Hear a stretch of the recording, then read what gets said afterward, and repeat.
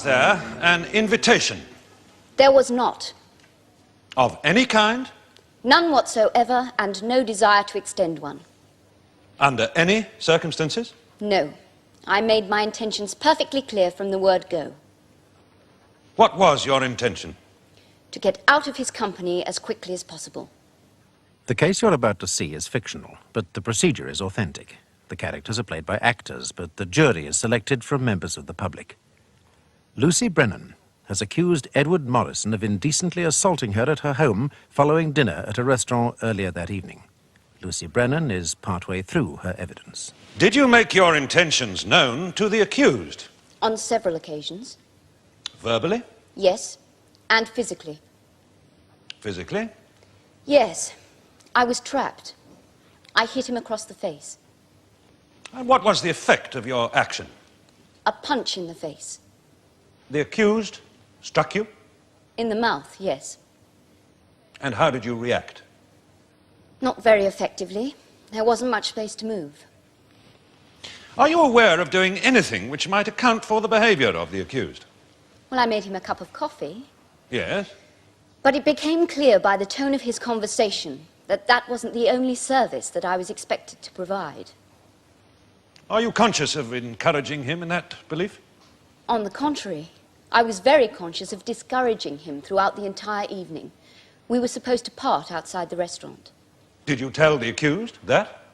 I gave up trying to enter a one-way conversation. I came to the conclusion that my real mistake had been accepting the invitation in the first place the night before. Why did you accept it? I imagine it was the champagne. You'd been drinking.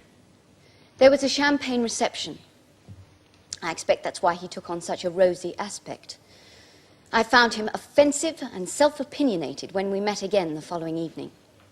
Offensive?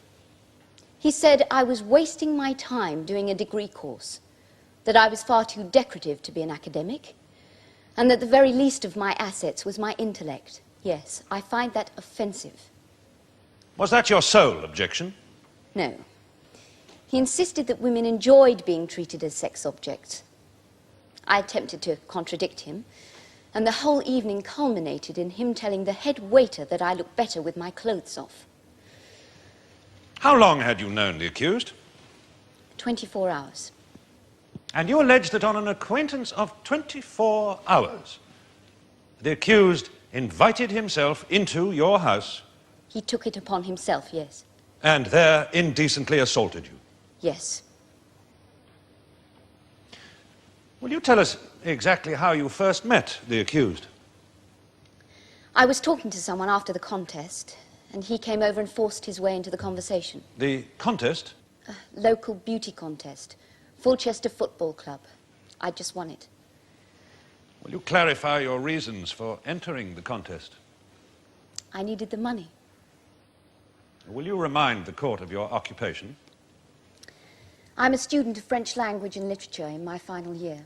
Miss Brennan, are you not able to subsist on your grant? We hear a great deal of complaints about the paucity of the allowance, but I must say that I myself have always found that it erred on the side of generosity.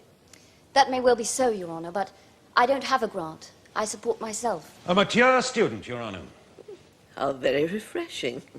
Most of the students that I encounter are quite the reverse. I was referring to her status, Your Honour, not her ability to behave in an adult manner. Miss Brennan is over 25. Yes. Carry on, Mr. Singleton. Age has no real bearing in this matter. No, Your Honour. Miss Brennan, you say you needed the money. What for, specifically? Well, to eat, somewhere to live, travel, and specifically because I was due for the push for non-payment of fees. How serious was your situation? Very. They'd threatened not to let me graduate. Have you ever entered a beauty contest before? Yes, when I was younger. I stopped when I was 19. Oh, why was that? Preservation of sanity. How do you mean? Well, prancing down a catwalk doesn't exactly stretch the intellect. The only thing getting stimulated was my bank balance. Had you been able to make a living at it? I made some money, yes, but I wouldn't call it a living. Were you aware that the accused was one of the judges of the contest. After the event, yes. He made that clear after he'd given me the tickets. The tickets? I was talking about football, and I said I wanted 2 tickets for the England game, and he came over and offered me 2 seats. Well, under the circumstances. Yes? Well, that's when he invited me to dinner. I didn't really feel I could refuse. When was the invitation for? The following evening. He wouldn't be turned down. Then he said he could maybe get me some promotional work to last me till the end of term. Well, there seemed no point in refusing. So you accepted? I didn't imagine that a chance invitation to dinner would lead to attempted rape and strangulation. Your Honour, the charge is indecent assault. Miss Brennan has no right to suggest anything more serious. Yes. Miss Brennan, you will resist the temptation to air your views in this manner. Yes, Your Honour. Carry on, Mr. Singleton. Miss Brennan, how exactly did the accused manage to be in your house? Well, after we left the restaurant, I insisted on a cab, and he hailed one for me. I assumed we'd part company there and then. It was my intention that we should, but he leapt in behind me. Did he give any reason? He said it was good manners to see a lady to her doorstep. I see. So, when you arrived at your house? He paid the driver, leapt out, and followed me up the steps. And at the top of the steps? That's when he invited himself in. How? Oh, the usual, you know. Any coffee going, I could do with a cup to sober up. So I agreed to let him in. And what happened then? I left him sitting in the lounge and went to make the coffee. Fliss was out with the dog. Fliss? Felicity Coleman. We share the house. Well, the dog was gone, so I knew she'd be out walking. So, you were making coffee? And dragging the whole business out until it was quite ridiculous. Conversation was non-existent. Then suddenly, the place is plunged into half-light, and 50 great love songs come filtering through from the lounge. From your gramophone? Yes, And how did you react to this development? with panic. Why was that? Well, when a man starts spraying on cologne while you're in the kitchen, it's difficult not to jump to some conclusions. I just kept pouring coffee and making conversation. And then, what happened? He got up to change a record. We were discussing my career prospects. And then he came over and sat down next to me. He put his arm around me, and I tried to move away. And then he put his other hand to my neck. And then, what? Then he leaned over and bit my ear. The accused bit your ear. Not violently. I expect he thought I would respond. And did you? Not in the way he expected. I tried to get up. And what happened? He put his hand down the cleavage of my dress and undid the top button. Did you ask him to desist? Well, not in so many words. I mean, it's very difficult. And I didn't want to appear to be overreacting. Now, what happened next? Can you remember the exact sequence of events? He asked if he could stay the night. And I said I didn't think that would be a very good idea. Then he said, what about half an hour? And I said no, that he should go now. Then he said he was expecting to stay a bit longer. At that point, I tried to get up. His presumption amazed me. Then he said, is this all the thanks I get? And I felt his hand round my neck, tight. And I felt as though I was choking. Were you in pain? I thought I'd be strangled. I couldn't breathe. And he dragged me to the floor. And what did you do? I hit him in the face. Then he punched me in the mouth and cracked my bottom lip. Then he said I'd be silly to start fighting. Then my mouth started bleeding and he tore some more buttons off my dress. Now, did you attempt to fight back? I kneed him in the groin. But then he was on top of me and pulled my skirt above my waist. And then what? And then I heard the key in the door. Did the accused hear that? Yes. He seemed to freeze. He let go. I felt this incredible relief. I started screaming. It was Fliss with the dog. Why did you scream? From relief, I suppose, because he'd let go. What did the accused do? He got up, ran past Fliss, and the dog went for him. But by the time she got to the bottom of the steps, he'd gone. How did you feel at this point? Very sore. I felt as though my neck had been through the noose. And shaking, I couldn't stop shaking. What did Miss Felicity Coleman do on her return? She made me drink brandy and she called the police. And at what time did the police arrive? It was after 11, I'm not exactly sure. And it was just PC Land who came. I told him what happened, and he said that I should go down to the station to have my bruises checked and to make a statement, assuming that I wanted to carry the matter further. Police Constable Land asked you if you wanted to take the matter further? He told me that there was no way I could prove my story, and that I'd be accused of leading him on. He said that the court case would be upsetting, and that I should drop it. And what was your response? I said I had every right to go ahead with it, and that it would be wrong not to see it through. There might be other cases. What other cases? Where the accused might try to rape someone else. Indecently assault. Yes. Thanks to the intervention of Fliss. There's no way it would have stopped there if she hadn't have come back. Miss Brennan, you have been reminded of the charge. And you must not encourage the jury to speculate on what might have happened if the interruption had not occurred. I apologize, Your Honor. My personal belief is that I would have been raped.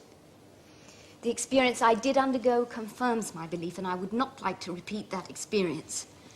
And I didn't see why Morrison should be allowed to think he could get away with it.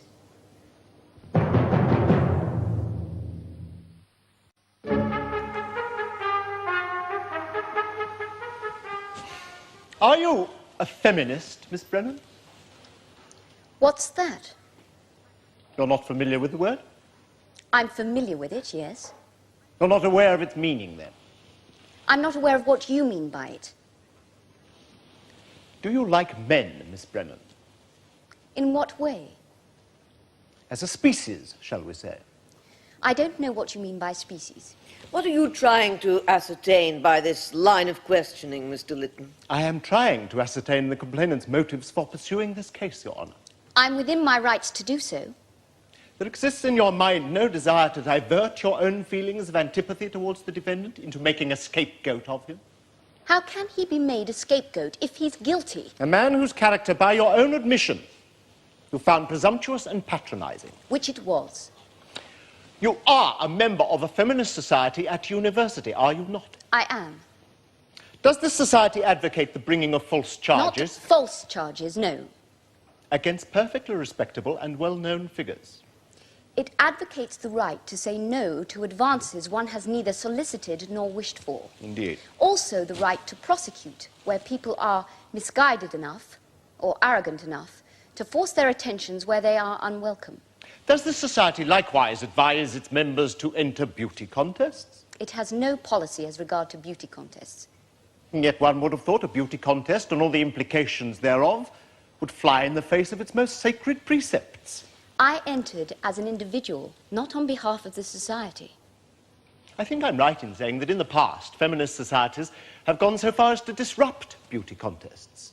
I believe so, yes. In the belief, correct me if I'm wrong, that such displays of female flesh were degrading, humiliating, pandering to the belief that woman is basically a commodity. Is that not the case? Really, Mr. Lytton, isn't this getting rather remote? What is the purpose of these questions? Your Honour, I'm trying to ascertain how far Miss Brennan subscribes to the beliefs I've outlined. For what purpose? To clarify how she views her own role as a participant in such contests, as a woman of principle. And what has Miss Brennan's principles got to do with it? Your Honour, in showing how willfully she chooses to disregard her principles when the mood strikes her, I'm trying to show how unreliable and inconsistent she is in her general behaviour. For what reason? I merely question whether the evidence of such a person is to be believed. Very well. Continue. Thank you, Your Honour. Miss Brennan, let us return to one of the beliefs of your feminist society. Beauty contests portray women as saleable commodities. Is that not the case? I believe so. And yet you clearly had no scruples about portraying yourself. I did have scruples. But you were able to overcome them. I needed the money. I see. Your need was greater than your scruples. I suppose so, yes. You must have been very sure of winning. I was hopeful and I took a chance. What sort of person enters a beauty contest, Miss Brennan? One whose looks and statistics generally conform to the popular notion of the word beauty, I imagine. And presumably one who was not impeded by the type of delicacy you claim to have felt. I don't know. I didn't discuss it. With the other competitors, you mean? Yes. Why was that? I didn't discuss very much, if you must know. I'm not particularly riveted by heated rollers and nail varnish, and they seem to be the only topics able to produce a response. The fact was, Miss Brennan, you didn't hit it off with the other competitors, did you? There was a strong feeling of resentment against you, was there not? I believe there was, yes. Because you were an outsider? I imagine so. And because you were not a professional model like the other competitors? That too. Was there another reason, perhaps? What other reason? The feeling that perhaps there existed some display of favoritism on the part of some of the judges towards you. If the judges don't display favoritism to someone, how are they supposed to choose a winner? I mean outside the actual contest, Miss Brennan. I wasn't aware of any favoritism, no. Not even on the part of Mr. Morrison, perhaps? I never even set eyes on him till after the contest. You didn't know that he was one of the judges? I didn't know any of the judges, full stop. You fell into conversation with him and he invited you out to dinner. He happened to overhear a conversation I was having with someone else. That was extremely fortuitous. Not in the event, it wasn't. He happened to overhear you say you needed a couple of tickets for the England match. He happened to have a pair about him, which he was able to let you have. Yes. Men often come up and offer you tickets for football matches? Regretfully, no. So, you were naturally delighted to find yourself in possession of 2 very good seats for the match, courtesy of Mr. Morrison. Did he ask you to pay for them? He refused payment. Possibly he felt he might be compensated in some other way. Your Honour, the defence has no justification for that inference. I quite agree. How can Miss Brennan possibly be expected to know what expectations the defendant had? Continue, Mr. Lytton. Your Honour. Miss Brennan, you accepted the invitation for dinner on the following evening. Yes. What was your motive for doing so? Motive? Yes. What motivated you to accept him? He just seemed to be very pleasant. We got on.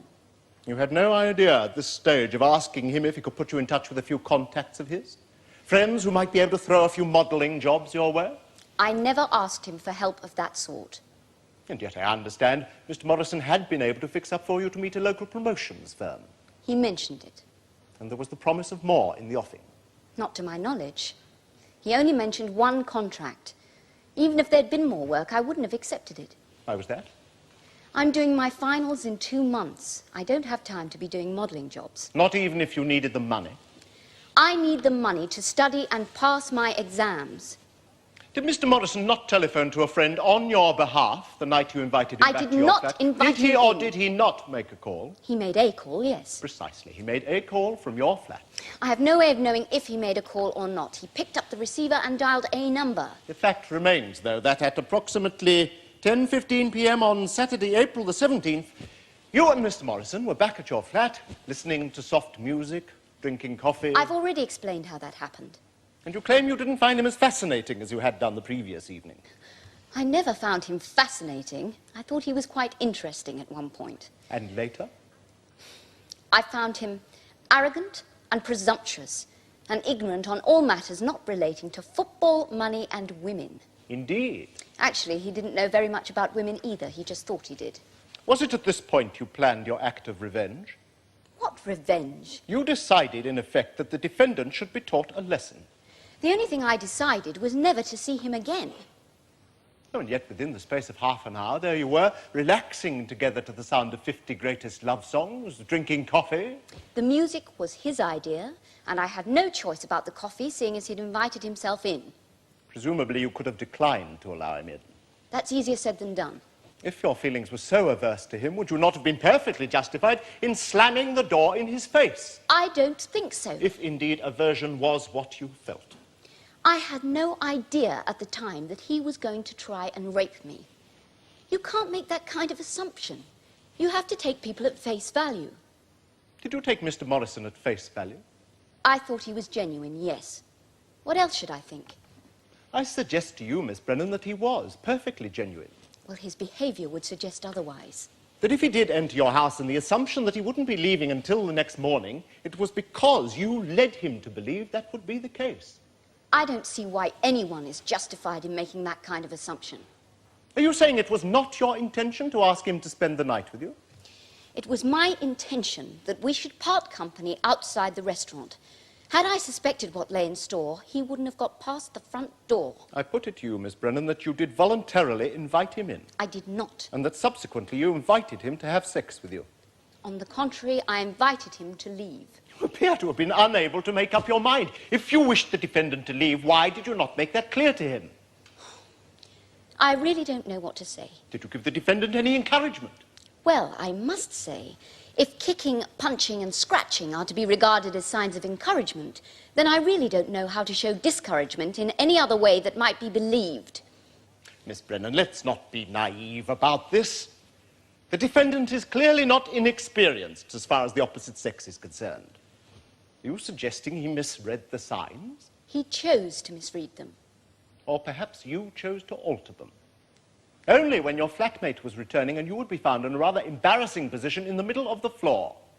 Well, I admit, one doesn't feel at ease being attacked in front of one's friends. Of course, you had been drinking, hadn't you? 2 glasses of wine and a Perrier water. I don't think that's excessive. Are you saying you were not drunk? On 2 glasses of wine, certainly not. So you were perfectly conscious then of what was going on around you? Extremely conscious, unfortunately. What about the brandy? I drank that after the event. So when your flatmate returned, you were conscious enough to note her reaction, were you? I did note it, yes. Would you describe it to the court? Shock and amazement. Amazement? Well, you don't expect to come home and witness a case of assault. Do you know of anything else that might have contributed to her amazement and shock? Well, I dare say there was. Can you suggest what that might have been?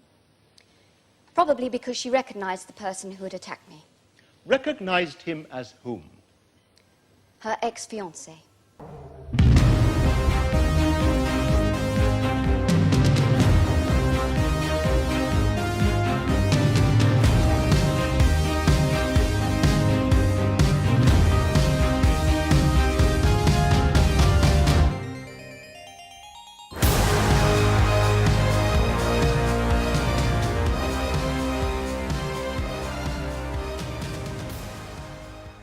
You were not aware, then, that Miss Coleman had at one time been engaged to be married to Mr. Morrison? I wasn't previously aware, no. You are now, I imagine. Fliss told me about it.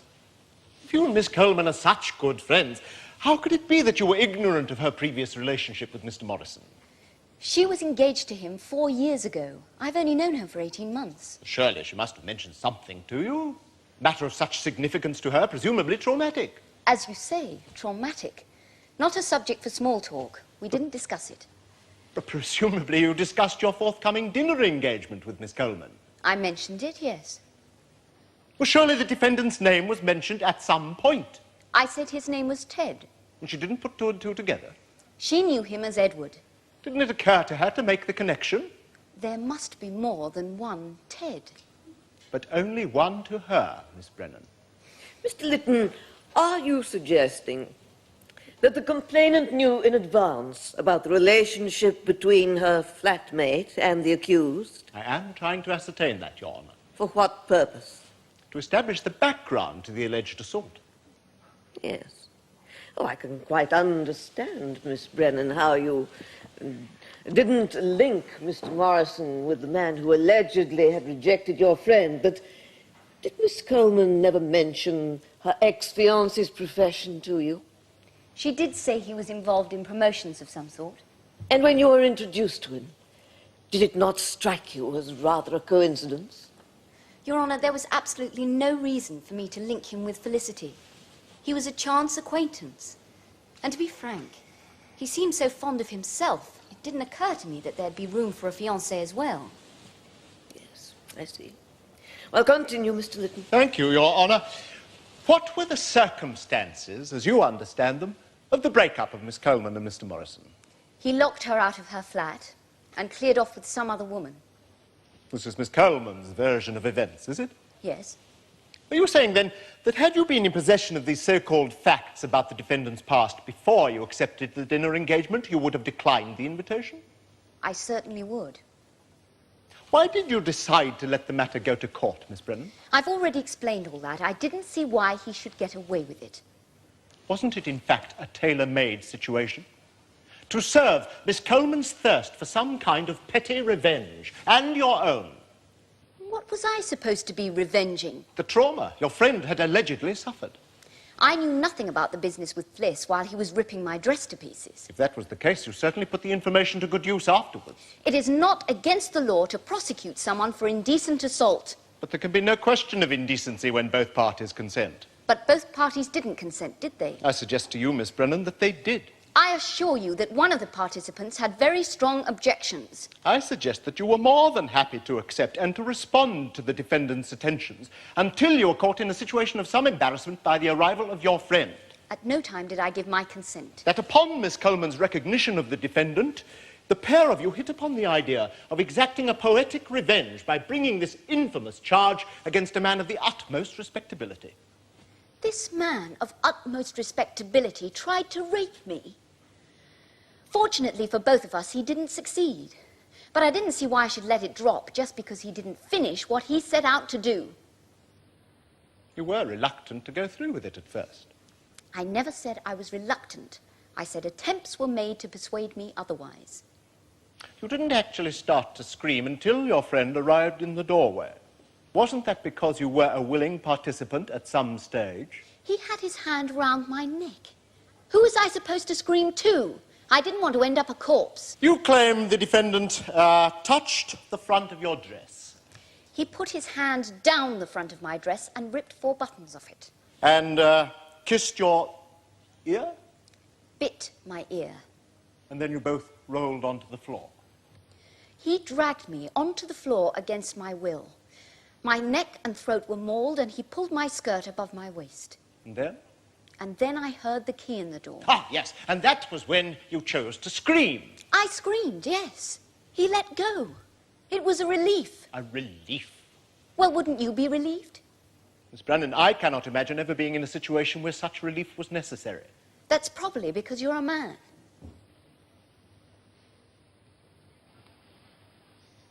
Police Constable Land, would you describe to the court what happened on the night of April the 17th?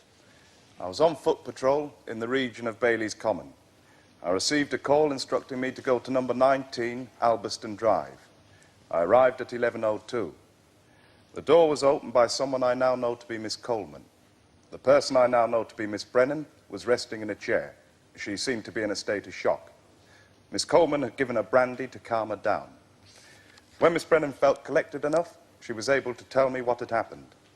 She drew my attention to the bruising on her neck, to her lip which was bleeding, and to the dress which had been torn in the alleged attack. Was Miss Brennan wearing the dress at the time? No, she was not. It wasn't in a condition to be worn. Exhibit 3, Your Honour.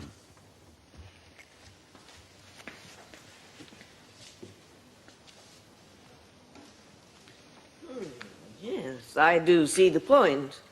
Carry on, Constable. I invited Miss Brennan to accompany me to the station to make a statement and to have her injuries examined. Did she agree to this? She did. Did you at any time discourage Miss Brennan from taking the matter any further? In what way, Your Honour? Well, for instance, did you advise her that her allegations might not be believed? Your Honour, I would not go so far as to make that sort of a statement. Did you suggest that she might have encouraged the defendant in some way? I might have indicated that she should be prepared to face that type of question. Did you tell her to drop the matter? Your Honour, Miss Brennan was very distressed when I saw her. I advised her that in court she would be obliged to repeat the details of her experience. I suggested she might find it traumatic and that... And so you advised her to forget the whole thing. I asked her if she realised what was involved if the matter went further. Yes, I see. Any further questions, Mr. Singleton? Just one, Your Honour, yes. Constable, as far as you could tell, did Miss Brennan appear to be inebriated? As far as I could tell, no, she did not. She was very upset. She had been crying, but there was nothing at all to suggest inebriation. Thank you, Constable. Please, Constable Land, you arrived at the house at 11:02. That is correct. Did you observe any signs of a struggle? In the house, you mean? Yes. I observed no such signs. Nothing consistent with the story that a fierce struggle had taken place. I did see the dress and Miss Brennan's injuries. Miss Brennan seemed distressed, did she? Very. Yes, she had been drinking, of course, hadn't she? Not as far as I was aware. I thought you said she was drinking brandy. There was an empty brandy glass beside the chair. Which she claimed she'd been given by Miss Coleman. Yes, in order to calm her down. Did you actually see Miss Coleman give her the brandy? I did not. That was before I arrived. Did Miss Brennan seem reluctant to tell you exactly what had happened? Not reluctant, unable at first. Unable at first, and then keen to have charges brought. When she was less upset, yes. Almost as if she was unable to make up her mind. I'm not in a position to say that. Thank you, Constable. No further questions. I examined Miss Brennan at 12:05 on the morning of April the 18th. Her neck and throat were quite swollen and appeared to be causing her some pain. There were areas of slight bruising around the throat. The skin was scratched in several places, and her bottom lip was cut. Are you able to say how the bruising was caused? Pressure applied to the throat by something or someone. Pressure violently applied, would you say, Doctor? With some force, yes. Could Miss Brennan have sustained these injuries by a fall, say, or a knock? Well, that would certainly account for the cut lip, but the bruising is quite localized. It's unlikely that a fall or even a knock could result in such a specific injury. Were you able to ascertain when the bruising occurred? The neck was still swollen and quite tender, the skin broken, and slight bleeding from the cut lip. I would estimate not more than 3 hours before, probably less. Thank you, Doctor. Any questions, Mr. Lytton?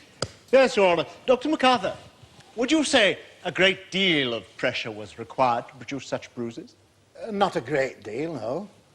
And the scratches on the skin are quite superficial, are they not? Quite superficial, yes.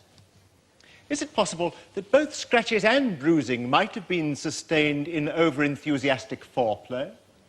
And what on earth does that phrase mean, Mr. Lytton? Could the marks be the result of vehement embraces, caresses, kisses? I couldn't rule out that possibility. I have come across such extreme behaviour. But in my opinion, the injuries sustained, and in my view they are injuries, are more consistent with violent intentions than amorous ones. But the possibility exists, nevertheless. Remotely. I am able to give my opinion only on the injuries themselves and the likely manner in which they were caused. I cannot venture to comment on the precise intentions or motives behind them. Thank you, Dr. MacArthur. No further questions.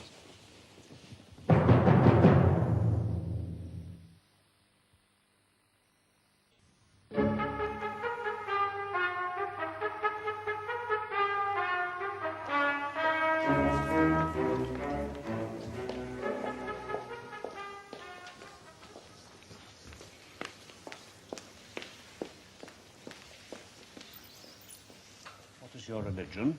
Church of England. The Testament in your right hand and read aloud the words on the card. I swear by Almighty God, the evidence I give shall be the truth, the whole truth, and nothing but the truth. Is your full name Felicity Maureen Coleman? And do you live at 19 Albiston Drive, Fulchester? Yes. And you are a nursing sister at Fulchester General Hospital? That's right. Miss Coleman, how did you and Miss Brennan become acquainted? I advertised. For what? Someone to share the flat with me. How long ago would that be? It's about 18 months ago. Would you say that in the period since Miss Brennan moved in that you have become good friends? Yes, we have. We get on well. Did you tell the court what happened on the evening of April the 17th? Well, Lucy told me she was seeing this Ted bloke. Said you met at the contest the night before. I was planning to stay in. Yes, do you know if the accused collected Miss Brennan from the house that evening? She got the bus. Me and Norman walked her to the bus stop. She said you get a taxi back. And what did you do? Went back to the flat, did some exercises, put a face pack on. I knew Lucy would be back well before 10. How could you know that, Miss Coleman? Oh, because I knew Lucy was out for dumping the bloke as soon as she got a chance. Oh, Miss Coleman, you will not make these statements. Now, don't tell us what you thought Miss Brennan's intentions were. Your Honour, with all due respect, when Lucy says she'll be in early, you know she's not that keen on the bloke. Miss Coleman, we're not concerned here with what Miss Brennan said, but with what you actually saw. Continue, Mr. Singleton. Yes, Your Honour. Miss Coleman, when did you leave the house for the second time that night? Oh, it's about 10 o'clock. Norman got a bit restless. We went for a jog on the common. And who is this Norman person? He's a Weimaraner, Your Honour. A what? It's a breed of dog, Your Honour, something akin to a Labrador. I am reliably informed that it has no tail. Miss Coleman's dog, Your Honour. Now, Miss Coleman, when did you return? I suppose it was about 10:15. I told Lucy I'd be back for when she got in. But we were later than I thought. It always drags out when Norm's in a mood. Now, when you arrived outside the house, did you realise there was anyone in? But we always leave a light on. I left them on when I went out, so I didn't notice anything unusual in that. And then what happened next? I opened the door. The lights were down. That I did notice. Anyway, this guy suddenly leapt up off the floor. Could you see Miss Brennan? Yes. She was on the floor, screaming. Her dress was ripped, pulled up halfway round her waist. And then what happened? The guy made a break for it. It was all over in a couple of seconds. He ran down the stairs and Norman went after him. The dog followed the accused down the stairs? Yeah, well, Lucy had been attacked, hadn't she? The dog had a go at him. Did you attempt to call it off? I thought I'd better. And did Miss Brennan then tell you what had happened? Not immediately, no. She was too upset. What sort of a state was she in? Oh, pretty bad. Half strangled to death, not to mention the state of her clothes. So what did you do? Gave her a brandy, made her change her dress, tried to get her thinking straight. And how long did that take? Oh, it was about 20 minutes, I wasn't counting. I needed to know what had happened. Was she in a fit state to tell you? Eventually. And I said, first thing we have to do is report it. So I called the police. Lucy started crying again. Then the police constable arrived. That would be Police Constable Land. That's right. Well, he wasn't much help. Oh, how do you mean? Well, I thought he overstepped the mark a bit, actually. Trying to put Lucy off going to court. Asking her if she'd led him on. Well, never mind what Constable Land said. But that's what he was suggesting. Advising her not to go through with it. Well, she didn't need advising. She felt, well, we both felt the same. A bloke gets away with it once, he'll try again. Are you referring to the accused? Well, not exclusively. I was just narked by this PC Land. Why was that? What advice he was giving us. Don't push it, he says. They'll say she encouraged him. Well, that's so transparently untrue. Nobody in their right mind would believe... It may seem transparent to you, Miss Coleman, but you must not imagine that everyone shares the same strong feelings for Miss Brennan as you do. You should try asking a few people, then asking people who knew her. Lucy wasted her time leading on a jerk like Morrison. Listen, she had him sus from the word go. I will not permit these outbursts in my court. You will endeavour to express yourself in a rational and a collected manner. Now, please continue, Mr. Singleton. Yes, Your Honour. Miss Coleman, can we go back to exactly what you saw when you opened the door? I opened the door. Like I said, it was over in seconds. I saw this guy leap up off the floor. I saw Lucy there. Her dress was ripped, her skirt up, screaming. Then he just rushed out past me. I went after her with the dog. When I came back, Lucy was just shaking. Did you recognize the man who rushed past you down the stairs? Edward Morrison. Thank you, Miss Coleman. Miss Coleman, ever since you were abandoned by the defendant in a most humiliating manner, you have longed for an opportunity to avenge yourself, have you not? No. No? You were not affected by his sudden transfer of affections? I was affected. Oh, you were? I tried to commit suicide, actually. You tried? Couldn't go through with it. When you opened the door at approximately 10:15 p.m. on April the 17th, where was Miss Brennan? On the floor. Doing what? Fastening her dress. What little there was left of it to fasten. And screaming, I think you said? Yes. Which you were able to hear before you opened the door. No, I wasn't. You heard nothing as you came up the stairs? No, I didn't. So, in fact, you heard nothing as you came up the stairs. Nothing when you opened the door. But when you appeared in the doorway, your friend apparently found the presence of mind to start screaming. Well, I didn't get that impression. The opening of the door and hearing the screams were simultaneous. Or well-timed, perhaps. And then you say the defendant rushed past you and down the stairs? That's right. Were you able to stop him? Well, I didn't get much chance. How do you mean? Well, he didn't exactly hang about. And it was at this point, as he rushed past you to leave the room, that you recognized him as your ex-fiancé. Well, I thought he looked familiar, yeah. And promptly set your dog on him. He just tried to rape Lucy. Or so you deduced. Well, people don't scream for nothing, do they? Don't they? Well, it doesn't take a genius to work that one out. Anyway, Norman just went for him. You were a long time in calling him off. I thought he deserved all he got, if you must know. How could you possibly think that? You had no way of knowing what occurred before you arrived back at the house. Well, what I did see was a bloke jump off the floor, belt out the room, and Lucy with her dress in tatters screaming. So what am I supposed to think? We are not concerned here with what you thought, but with what you actually saw. And as you saw nothing until you opened the door, you must not encourage the jury to speculate on what occurred before the event. No, Your Honour.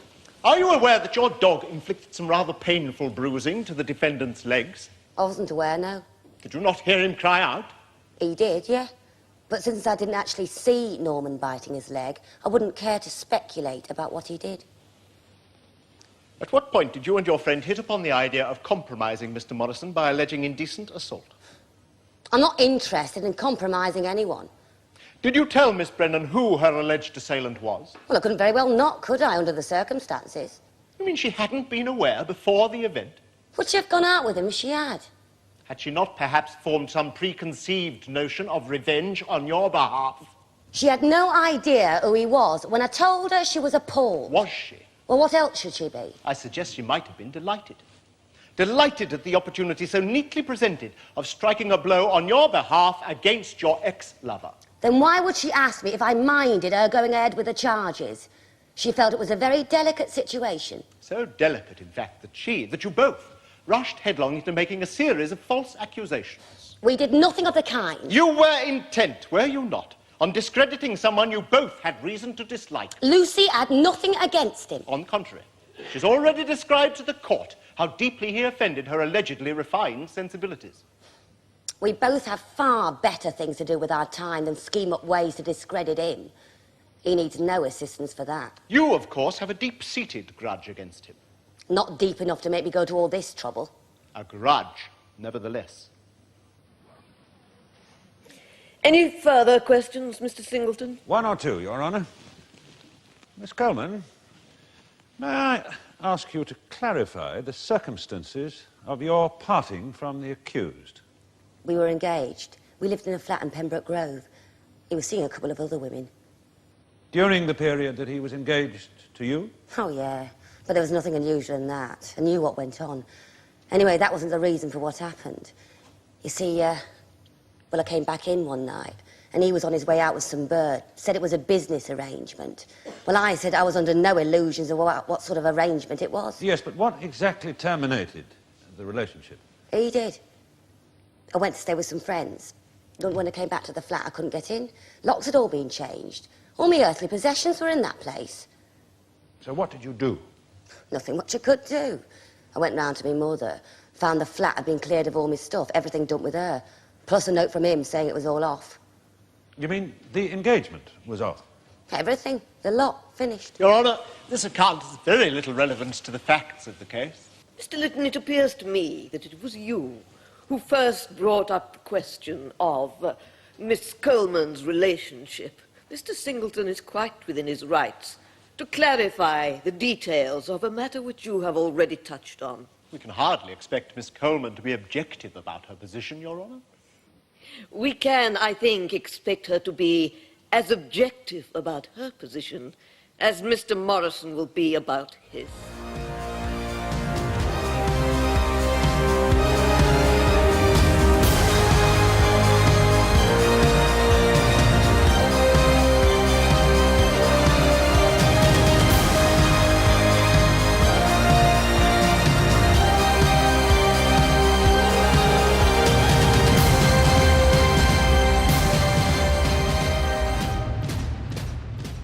Mr. Morrison, how long have you worked as promotions manager for Fulchester Town Football Club? About 2 years. And before that? I ran an advertising agency. Are you involved in the organising of the Miss Fulchester Town Beauty Contest? A good deal, yeah. I said it going the first year I joined. Get a bit of decent publicity. What exactly is your involvement in the contest? I promote it, sell it, write the questions, chair the judges panel. Questions? Yeah, football questions. It's part of the policy. Each contestant must have a basic knowledge of football. You know, rules of the game, current affairs. All intellectual stuff, is it? Yes, indeed, Your Honour. You don't answer the questions, you don't get the prizes. Were you present at this year's contest on the evening of April the 16th? I was. Do you know who the winner was? Miss Brennan. She, I assume, had all her facts straight. Oh, yes, she had all the right answers, Your Honour. Did you meet Miss Brennan after the event? I made her acquaintance at the champagne reception after the contest. How did you come to be introduced to her? I heard she was looking for a couple of tickets for the England match. I happened to have a couple spare, so I wandered over and offered them to her. What happened after you presented the lady with the tickets? Well, it broke the ice. We got talking about football, contest, her degree. We seemed to have a lot in common. Of course, that might just be in the bubbly. Oh, what sort of state was she in? Oh, she was pretty far out, looking pretty glazed by the time I got to her. And she had another couple of glasses while we were talking. How did the evening end? I asked her out for the following evening. We seemed to have a lot left to talk about. She said yes. Where did you arrange to meet? At the new Bengali tandoori restaurant on Drummond Street. It was no big deal. Just a chance to get to know each other, you know, quiet meal. So, what happened on the following evening? We picked up where we left off. Talked about job prospects. Tore the England team to shreds. That's not difficult. Oh, we discussed her financial situation. She discussed her finances with you? Yeah, well, the subject got onto grants, and she told me she was working her way through college. Said she'd done a few modelling jobs in the past. I said I might be able to line something up for her, you know, help her finish the course. Were you aware at any time that the complainant was not enjoying herself? That she was annoyed or bored? Seemed perfectly happy to me. She didn't go easy on the wine either. Were you conscious of the fact that she found your behaviour arrogant and patronising? No, I wasn't aware of any such feelings. And if she did feel that way, she certainly didn't take offence until after we discussed how I could help her. What time did you leave the restaurant? About 10:15. Short and sweet. What happened then? I offered her a lift home. Where was your car? Parked at the club, about 5 minutes walk away. Was your offer accepted? No. She said she didn't want to put me to any trouble. Said she'd get a taxi. I offered to call one for her because I couldn't very well leave her on the street. I mean, she could hardly stand up straight. Was she drunk? Oh, she'd had a few. So what did you do? Called a taxi, took her home. Otherwise, she wouldn't have made it on her own. Now, what happened when you reached the house? I paid the taxi off, and I showed her to her front door. Did she invite you inside? She asked me if I fancied some coffee, and I said I could use a cup. I wasn't feeling too stable myself. What happened when you got inside? She went into the kitchen to make the coffee. She asked me to put a record on. Was there anyone else in the flat at the time? She said a friend had gone out for the evening. I asked if I could make a phone call, you know, ring the bloke about the job we talked about over dinner. This was the modelling job you mentioned. Yeah, that's right. But there was no answer, so I said I'd ring again later. She came back in with a coffee. She was in a good mood. Yeah, she said I had good taste in music. Where did she sit? She sat on the other end of the settee. We started talking, then she moved closer. Let me get this clear. Miss Brennan came and sat down next to you. On the same item of furniture, yeah, give or take a few cushions. And we started talking, then we moved closer together. Both of you? Oh, yeah, it was a two-way thing. So, there you were, sitting together, relaxed on the settee. What happened next? Well, she started asking the odd question, you know, like, did I have anyone to go home to? You know, did I have to get up early? You know, so, sort of thing. I mean, I knew what she was getting at. Perhaps she was hinting that you should leave. No, Your Honour, no. I can read the signs, and the signs were positive. Are you saying that you made advances to Miss Brennan? Well, you could put it that way. Well, how would you put it, Mr. Morrison? Well, I kissed her. Anything else? I undid the buttons of her dress. Did you put your hand down the front of her dress? No, I didn't think it was necessary at that point. Did Miss Brennan attempt to repel you? Did she ask you to stop? Quite the opposite. That is until the door bursts open and we realised we had a visitor, and then it's all outraged modesty. And screams enough to bring the roof down. Miss Brennan alleges you ripped the buttons off her dress. I did not. Did you do anything to the dress? I undid the buttons, yes, but with her consent. I don't go in for acts of vandalism. Did you pull the skirt of the dress up to Miss Brennan's waist? No, I did not. She alleges that you tore the dress. It wasn't torn when I left that room. Why did you leave the room? I didn't have much choice, did I? I mean, I knew there'd been a change of feelings. And when I saw who was backing her up, I knew what sort of chance I'd stand. Who are you referring to? Felicity Coleman. Your ex-fiancée. That's right. Were you aware that she was a friend of Miss Brennan's? No, hadn't seen her in 4 years. On what terms had you parted? Not good. Well, to be precise, fairly amicable. But Felicity took it into her head to follow up with a spate of threats and abusive letters. You received abusive letters from Miss Coleman? In person. Or do you still have any of these letters in your possession? No, Your Honour, I burnt them.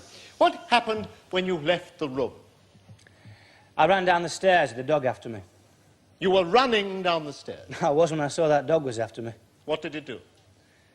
It attacked my leg. She set it on me, Felicity. Did she call it off? I had to kick it off. She was yelling it on. And then what happened when you'd released yourself? Left the house, got a taxi, went home, and tried to call Lucy. What for? Well, I wanted to find out what had happened, you know, get an explanation. And was she able to offer one? No, the phone was off the hook. I tried about 6 times. Eventually, I gave it up as a bad job. Had a couple of drinks, went to bed, where I was woken up at God knows what hour and charged with indecent assault. What was your reaction to the charge? Incredulity. I could not believe what was happening. At the very most, there'd been a change of heart. I knew who I had to blame for that police escort. Mr. Morrison, do you have many lady friends? Quite a few, yeah. What would you say to the suggestion that you misread Miss Brennan's intentions? No, there was no question of misreading anything. With all due respect to the little lady, there was nothing coy about her. Are you saying that she was a willing participant to everything that occurred? Oh, more than willing, yeah. I mean, look, to be frank, I wouldn't have asked her out if she hadn't have been. I had better things to do with my evenings. Was that, in fact, the purpose of your evening? No, not purpose, no. No, I wanted to get to know her, you know, have a nice evening with her. But I didn't rule out the possibility of spending the night with her. She wasn't shy about it. I knew that as soon as I saw her out there on the catwalk. You knew that? Oh, yeah, she had the look, the walk, the manner, you know. She had that way of giving you the come on without actually saying anything. You know, judges like that. Find it very flattering. Needless to say, she won. And she was just like that after the contest. Over everyone. Over everyone. Could have been anybody's. Is it possible that you could have been mistaken in Miss Brennan's character, in her attitude, her intentions? No, it's what I'm trying to say. I mean, she's no better or worse than the rest of the women on the circuit around here. It's just now she pretends she is. Do you make generalizations about all the contestants in this type of event? Oh, what I'm trying to say, Your Honour, is that in my experience, the morals of the women on the circuit around here are just about zilch. Nil. What was there to suggest that the young lady you met and took out for dinner that evening was any different? Nothing. One final question, Mr. Morrison. Have you any previous convictions? No, none. Thank you, Mr. Morrison.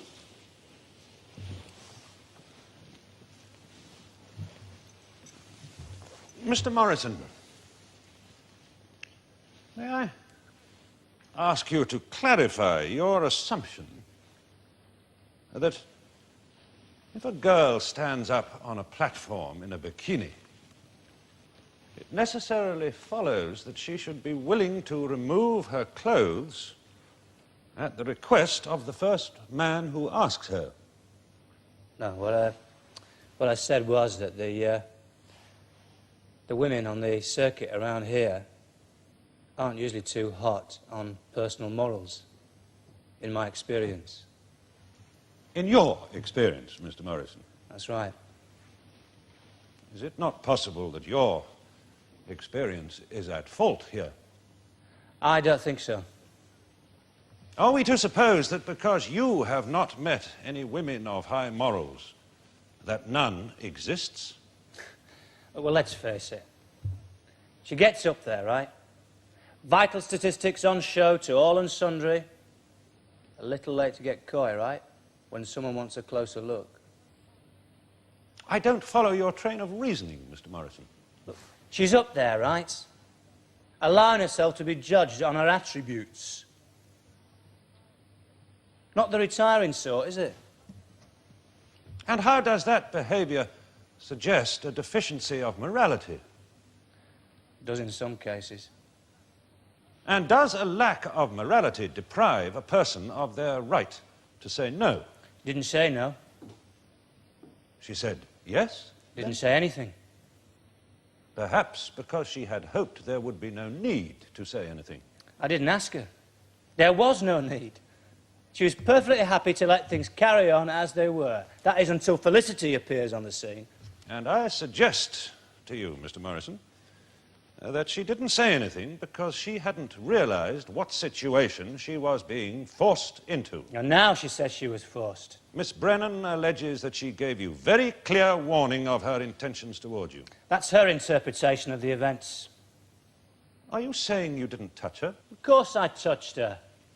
Indecently. With her consent. She alleges that you forced yourself on her. I say otherwise. The bruises contradict you.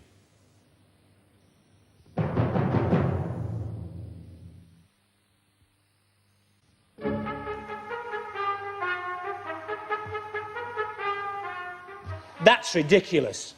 Are you able to offer some explanation?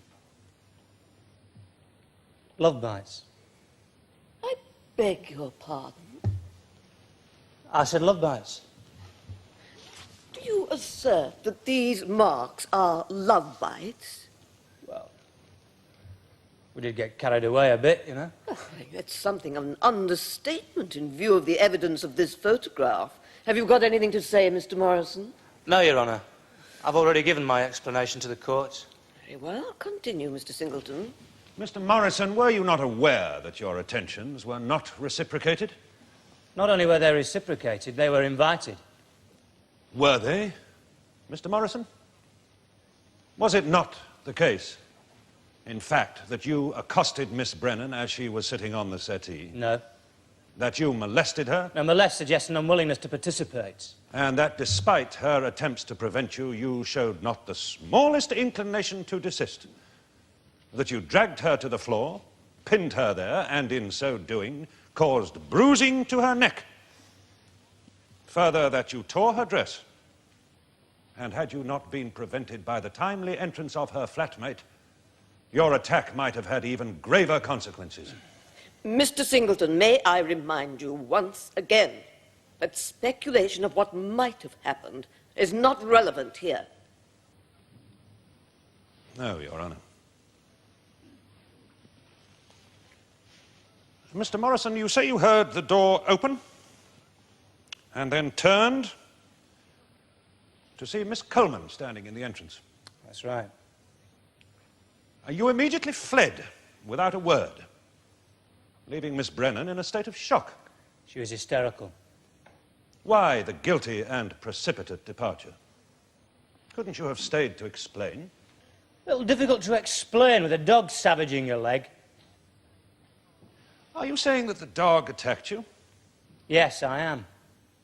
Are you sure that you didn't encourage it in some way by attempting to stroke it or pat it? No, I did not encourage it. And of course, the very fact that you were there, alone, defenseless, as you very well know, might lead one to suggest that you were in part responsible for what happened to you, that you perhaps incited the dog to attack you. No, I did not incite. I did not encourage. And of course, no one is in a position to contradict you, Mr. Morrison, are they? Since no one actually saw the dog make contact with you. You take it from me, it did.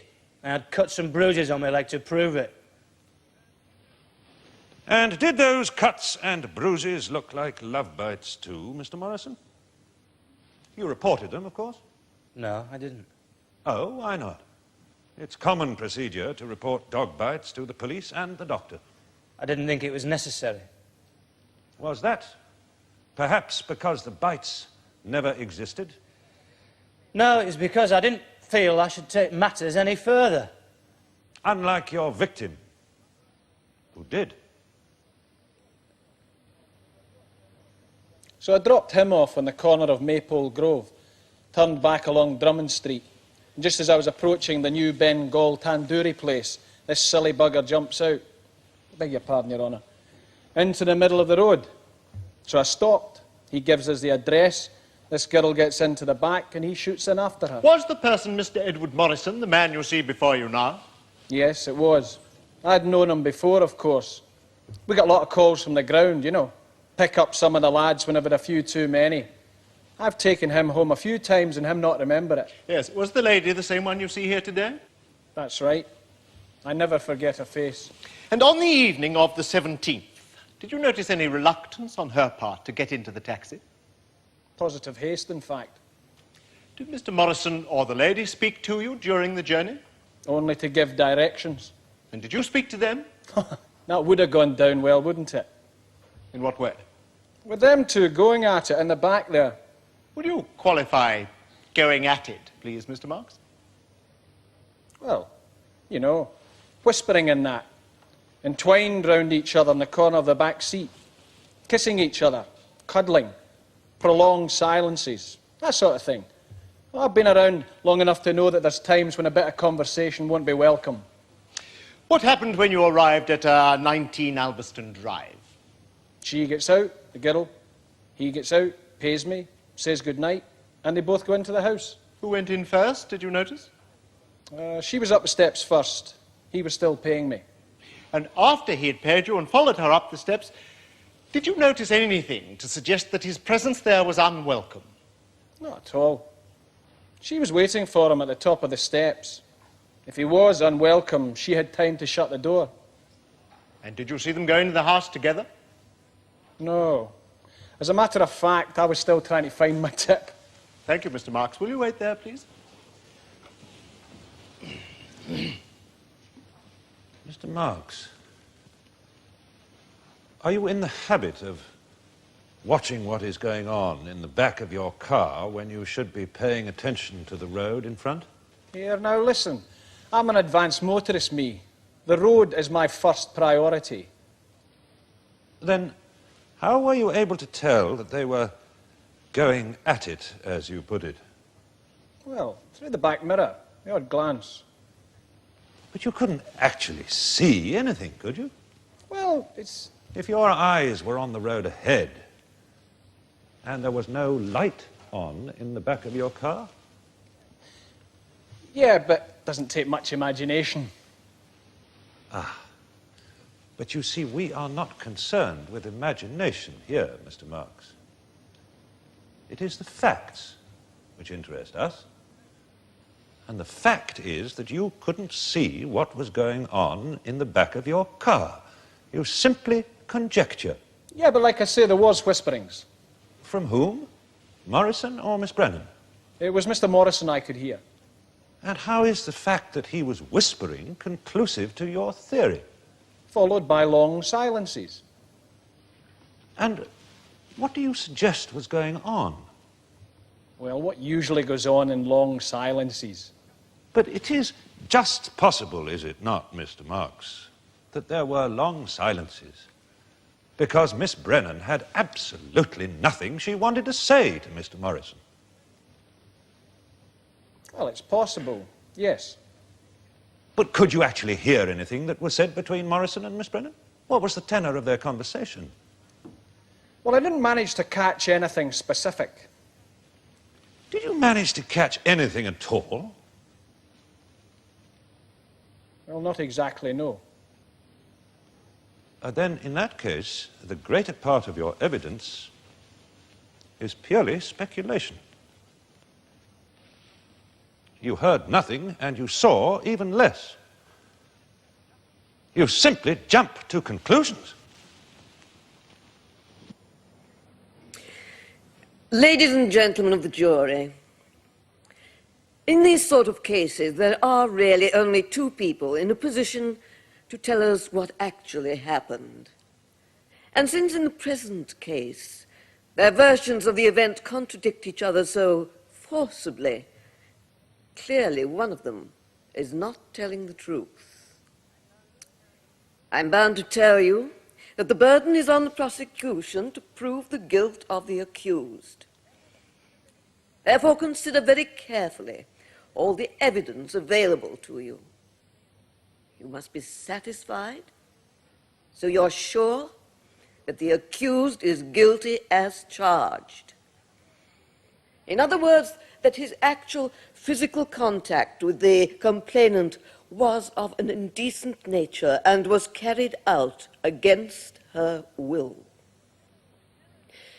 There is no evidence to suggest that Miss Brennan knew of her friend's former relationship with the accused before the alleged assault took place, and therefore that information can have no bearing on why or whether that assault may have occurred in the first place. Your concern is solely with the charge of indecent assault. Will you now retire and elect yourself a foreman to speak for you and consider your verdict? All stand.